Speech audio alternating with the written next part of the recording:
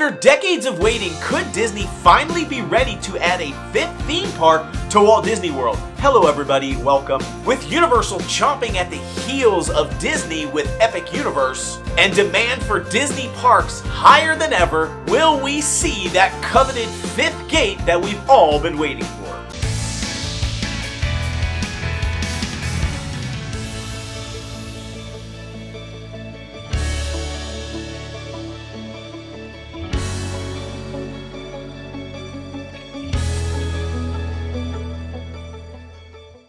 Ever since Epic Universe was first announced by Universal, everyone has been asking, will Disney finally open up that fifth gate at their Walt Disney World resort? Some of you may be saying, what are you talking about? What is a fifth gate? That essentially is a fifth theme park. All of Walt Disney World's main theme parks have a gate for entry, and so you have Animal Kingdom, Hollywood Studios, Epcot, and Magic Kingdom, and so a fifth gate would be a brand new theme park created at Walt Disney World, giving them a total of 5 theme parks. Now, the last Disney World theme park that was added was Disney's Animal Kingdom, and that opened to the public on April 22nd of 1998. That's almost 30 years since the last theme park opening at Walt Disney World. And despite many fans and many people's speculation and hopes, nothing has ever materialized with regards to that fifth park. But despite everything, here we are once again with the rumor on the table that there is going to be a fifth park. This news was first broke by That Park Place and one of their inside sources that they have, and That Park Place tends to be pretty accurate. They tend to know what's going on. They've got some people inside. And so usually if they announce something, I'm probably going to listen. It's not always going to be true, but they have a pretty good track record. I want to kind of break this down a little bit and then talk about the realities of whether or not I think that this is going to happen and what it really means. When they broke this news, they talked about where it could potentially be based on this source, and you can see it here on this image. This is a plot of land, it's a fairly sizable plot of land that is located directly south along I-4 next to the ESPN Wide World of Sports. Now, we know that Disney has been thinking about adding a fifth park, and they have in fact, as of recently, approved a plan that does allow for a fifth park to be built at Walt Disney World. You can imagine there's all sorts of checks and balances and oversight that has to take place when you're thinking about creating a new theme park. And all of that groundwork has now been laid for the possibility that a fifth park could be created. In June of 2025, the Central Florida Tourism Oversight District Comprehensive Plan up to 2045 was approved. This is a 406-page document that tells about the next future 20 years of what Walt Disney World is planning. That document, that body of work has now been approved. And so there are all sorts of things in this 406-page document for the next 20 years that talk about extra theme parks, new water parks, new roadway construction, all sorts of things, and it gives them the ability to actually build them. It does not mean that they are going to build them, nor does it give distinct dates or timelines for when they will plan on building them. This 2045 comprehensive plan covers a few different areas. The first is a brand new theme park. This plan allows for a fifth theme park to be constructed and built, and the timeline that is given is sometime between 2035 and 2045. Figure 1 here essentially shows the layout across the different columns and the years. You can see 2030, 2035, 2045. You can see that sort of future progression there. And in that column for 2035, you will see the addition of 1 park. Now, this doesn't necessarily mean that the starting of the construction will happen in 2035. It just means that they can't add an additional theme park and have it ready to go and open to guests until 2035. So they wouldn't be able to open that new park in, say, 2033 or 2030. You'll also notice that there's a row for minor theme parks. Examples of these minor parks would be Typhoon Lagoon and Blizzard Beach, and you will see in this plan there is allowance for 2 additional minor parks to be added within this time frame as well. Now in this next figure, it shows the land use agreements and what they plan to use all the land for, what they're using it for today, and what they're planning on using it for tomorrow. The light pink sections in this land use are for the entertainment, for the parks. This is your Magic Kingdom, Hollywood Studios, Epcot, Animal Kingdom that we currently have today. The purple space here is hotel space, so any of the existing hotels fall into that. The red area here is for their commercial. This is Disney Springs. And then we want to pay special attention to the brown and the lime green areas on this land usage chart. This is for mixed usage and the recreation and resource management space. This is a lot of suitable land space for additional major and minor theme parks. So we'll talk a little bit about where that 5th theme park might be going in just a minute, but I want to talk now about the addition of hotel space because that's also in this plan. When we go back to this previous figure, I want to show that it talks a little bit about the hotel spaces, the hotel rooms, or as they refer to them as keys. There's currently 39,801 keys, hotel rooms, as of this document being approved. And you can see there's an additional 7,448 hotel rooms to be constructed by the next 10 years by 2035. And then 13,275 additional hotel rooms by the year 2045. That would basically bring the hotel space that they have and the hotel keys or rooms that they have up by about 33% by 2045. That's a 1/3 scale increase over what is existing today. This document also talks about infrastructure growth, which is going to be one of our key numbers here. I want to take a look at this. These next figures show the expected daytime population at Walt Disney World. This is the amount of guests and individuals that they think are going to be visiting Walt Disney World across their parks, across their hotels, everything by 2045. So in 2025, the range is 205,401 to 307,584 on the high side. So somewhere between that 200 and 300,000 mark on a daily average. By 2030, you see that number jumps up by about 20,000. It goes to 225,000 to 338,000 on the high side. Then again, by 2035, another 20,000 increase in their visitors per day. We're now at about 243,000 to 366,000 on the high side. So over the next 5 years, they're expecting about 20,000 person increase daily at Walt Disney World. Then when you go to 2035, another 20,000 daily increase. But here's the kicker. When we get to 2045, that number jumps up significantly. That sort of 20,000 increase 5 year over 5 year now jumps up to 335,000 on the low side to 475,000 on the high side. That's about 100,000 person increase per day at Walt Disney World. So you see what's happening. You see the trend here. There's something going on between 2035 and 2045. So instead of that 20,000 person jump every 5 years, we're now going from 20,000, 20,000, and instead of it being another 20 to 40,000, because there's 10 years in there, it goes to 100,000. Why such a huge swing from 20 to 40,000 to 100,000 increase over a similar time period? Clearly, Disney thinks that something's going to be happening in 2035 to 2045, and an obvious thing that could be happening is they're planning on opening a new theme park sometime around the year 2035 or the couple of years after that, which is going to boost that attendance on a daily basis so that by the time you get to 2045, you're at 100,000 increased daily visitors. Also, they could be expecting to add 2 more minor parks at the same time, so they definitely see something going on between 2035 and 2045. So the question then becomes, if they're thinking about a 5th theme park around that time frame, where would it go? Again, we got to go back to the land usage charts and see where all their space is. Walt Disney World currently has about 24,516 acres total, which is a ton of space. Currently, only about 2,240 of those acres are used for their theme parks, which is about 9% of their land. And then 3,211 acres, or about 13% of their land, is used for hotels and various other things. So when you look at these numbers, it seems like they have a lot more space to play with. However, you do have to take into account what is suitable land for development and what's unsuitable land. They have a lot of conservation area that they've essentially promised not to touch. And then they have lots of land that is not really suitable for development, so it's not even on the radar of being able to build there. Currently, their suitable or marginally suitable land comprises about 35% of their land space. And the marginally unsuitable or unsuitable land is about 65% of the remaining. So still 8,000 some odd acres is a lot of space to play with.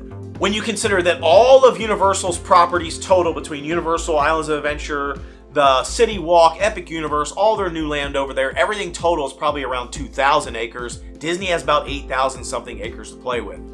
So to figure out where the new park would go, we have to look at these suitability tables. We have to look at the suitability from a land usage perspective. And what we're going to be looking for is an area that has around 300 to 500 acres or more of land that is in one spot that we can use. Because if you think about a theme park, you're going to need 1 to 200 acres on average for the theme park itself. Magic Kingdom, for example, is about 108 acres. You're going to need some space for parking, back of the house structures, infrastructure, and then maybe a hotel or hotel nearby that you're going to want to add on to that, so another 100 to 200 acres for that. So all in all, about 300 to 500 acres. So I now want to go back to the south area there beyond the wide world of sports there that was reported on by That Park Place. As far as the rumor go, again, they didn't say this is where it's going to go. They said this is possibly where it would go. And when I look at that space, it's definitely big enough. It's about 700 acres of space that's unused. It is right along I-4, which I feel like wouldn't be the best place to put the theme park because of all the traffic and the noise, but they've certainly been able to do it before, so they could do it again and not have an impact. The only problem I have, though, is that this space is currently marked on all of their charts from this 460-page document as this gray spot. I don't even know if Disney owns that area. I mean, it does kind of fall within their general space, but it's not marked as anything. So I don't know if they own it, or if maybe they do own it, they just don't have any plans for it. I'm not 100% sure. So for me, this seems like a kind of an unlikely location for the theme park to go. However, if you just look directly north of Wide World of Sports, which is very near that patch of land, but just kind of to the north of where Wide World of Sports is today, there's about 400 acres there that could be used and is currently marked for that mixed use and recreation space. 400 acres, it's already on some land that's already been developed. It's nearby an existing complex, so there's probably a lot of infrastructure already built there.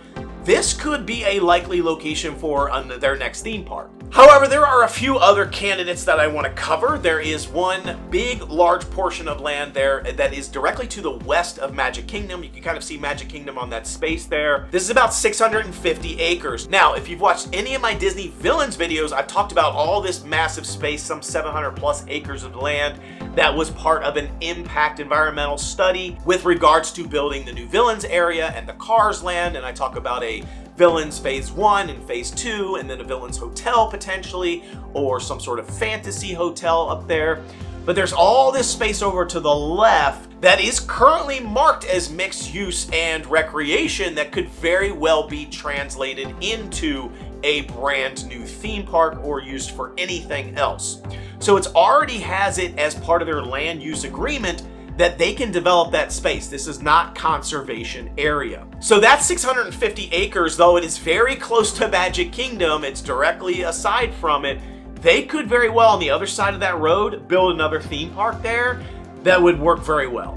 But because it is so close to Magic Kingdom, I'm just not sure if that's going to be where it's going to end up. There is another plot of land that I really like that I think could be a contender, and it is right next door to the Transportation and Ticket Center. It's directly to the east of it, across that roadway there. There's about 300 to 500 acres, depending on which side of that road you go on. That is a sizable amount of land where you could build a theme park.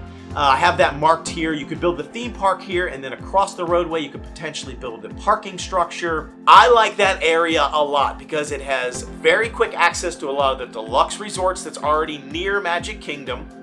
There is currently no other theme park over there, and it has plenty of space. So I feel like this is probably my top contender location for the next theme park location, but I do have a few more.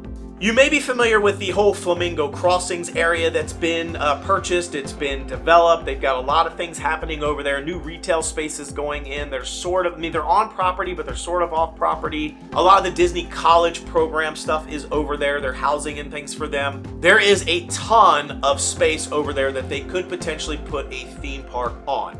So directly here on the corner, the sort of to the right of Flamingo Crossing area is about 300 plus acres. That is right on their property that I feel like they could develop into a theme park. This is an okay location. It's quite a bit of a trip from Coronado Springs down that road to get out to that theme park. So I'm not loving these Flamingo Crossing areas, but there is space for it. I just don't know if the theme park would be built out there. It's pretty far off the beaten path. It's going to expand the sort of theme park footprint quite a bit when you think of where Animal Kingdom sits today. It's north of Animal Kingdom, which is already kind of far away from the other parks as it is. But again, if they're looking for big plots of land, this is definitely one of them. There are two other locations over there, Flamingo Crossing, just on the other side of that road. The first is along the top section there. Again, there's some commercial buildings already happening there, but there's about 450 acres that they could use here. And then directly south of that road, there's another plot of land that's about 270 acres. Again, all of this is currently marked for mixed use and recreation. It's all suitable land. They could put things in any of these spaces. So these are my most likely contenders for where the theme park would go should they decide to start building it. But what really is the reality? Are they going to build a new park anytime soon or not? I've talked about their $60 billion plan. It started in 2023 and it ends in 2033, which does kind of pave the way timing-wise for a brand new theme park to be developed, funded, and built by 2035 or shortly after. Because if you think about it, there's some things that really need to be true for Disney in order for it to make sense to build a fifth theme park. The first thing is Magic Kingdom has to stay the star attraction. They can't cannibalize their revenue and their attendance away from Magic Kingdom. If you look at Epic Universe right now is the star for Universal, and they were definitely worried about cannibalizing their revenue because that's what happened with Islands of Adventure when they opened Islands of Adventure. It took revenue away from Universal Studios, and so when they built Epic Universe, they made the decision so that cannibalization wouldn't occur. It would be very difficult for it to occur. That's why when it first opened, we had ticket packages that included Epic Universe, but not really a good ability to just go to Epic Universe by itself, because Universal wanted to force us to go to all of their parks and book a vacation for a week or so if you wanted to visit Epic Universe, because they didn't want people just flying in for Epic Universe and then not going to Universal Studios or Islands of Adventure, because now they're just taking revenue from one park and moving it to another. They wanted to increment their revenue. So they made some smart choices about the tickets that they were offering. Disney would definitely have to do the same thing here. If they built a new theme park, they couldn't afford to cannibalize Magic Kingdom's revenue, because Magic Kingdom is the brass ring for Disney. It is the #1 profit center in all of Walt Disney Company, along with the rest of their theme parks in Walt Disney World. And so how do you make sure that doesn't happen? You have to have a lot of new stuff in Magic Kingdom, and that is, of course, cars and villains. So adding cars and adding villains, a brand new huge expansion that everybody's excited for, is going to do one big thing for them. Keep people coming to Magic Kingdom. Even if they open a new theme park, people are going to still go to Magic Kingdom. Because when you think about it on the surface, why do you need to keep adding things to Magic Kingdom? It has 23 attractions already. It has twice as much attendance as any of the other parks. It's already insanely popular. Why do we need more people to go to Magic Kingdom? Well, think about it. Something else bigger is coming on the horizon. This is a way to keep people going to Magic Kingdom while there's a new giant thing also coming. Another thing that has to happen is Hollywood Studios has to remain in good shape. It's already in pretty good shape.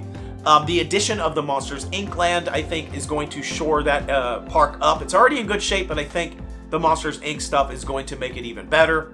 Epcot is in good shape already. It has their festivals. Honestly, they don't need to do anything with Epcot for quite a while because the festivals is what keeps people coming to Epcot, not as much the attractions. And those things run all year, so I think Epcot's in good shape. The big one though is Animal Kingdom. They gotta get Animal Kingdom away from being a half day, almost a quarter day park at this point because everything is closed. Right now it only has 6 attractions, really only 3 what I would refer to as e-ticket attractions right now at Animal Kingdom because of Dinosaur being gone. That whole entire area shut down. They only have like 3 e-ticket attractions at Animal Kingdom right now. So they've got to shore that up. Adding the new Tropical Americas section, the Encanto ride, the Indiana Jones ride, the Carousel, that's going to add 3 more attractions. They're going to be back to up to about 9. Of course, they have the animals and all the other stuff to do there as well, but they took away Rafiki's Planet Watch. So that park has shrunk dramatically, and that's the big one they're going to have to fix if it's going to make sense for them to open a 5th theme park. So the Tropical Americas is definitely a step in the right direction there. You've also got to build more infrastructure. There's tons of roadway improvements happening around Walt Disney World. I-4 has tons of work happening right in front of Walt Disney World. New interchanges going in there, so they're already working towards that to increase the population and attendance and all the additional traffic that that's going to bring. They also need to have enough attendance to keep their both water parks open all year. They've pretty much gotten to that point, so now they're both open again, so they're marching in the right direction there. And from an attendance perspective, I think Magic Kingdom needs to consistently hit about 20 million or more visitors per year. They're at around 17, 18 right now. Pre-COVID, they were at about 20 to 22. And so I think if they can continue on that trajectory of getting 20 to 25 million visitors in there on a year-over-year basis, that'll be ready for a new theme park expansion. The other ones need to be around 10 to 15 million attendance per year. Right now, they're in the 8 to 10 mark. So if they can get them to 10 to 15 consistently, that's going to also be key. They're also going to need to reduce their debt. They've got a ton of debt right now as a company. I think once they finish all their plans for the 60 million and they start opening all these things, I think the revenue will start pouring in and they'll be able to reduce some of that debt and put some more investment into a new theme park build. Of course, they'll also need to increase hotel space. If you haven't seen my villains videos, I talk about new theme parks potentially being attached to Magic Kingdom specifically. We already know they're looking at expanding additional hotels. That's in the 2045 plan, so that's going to be a big piece. So when do I think this is all going to happen? I think 2035 is the earliest we're going to see a 5th gate.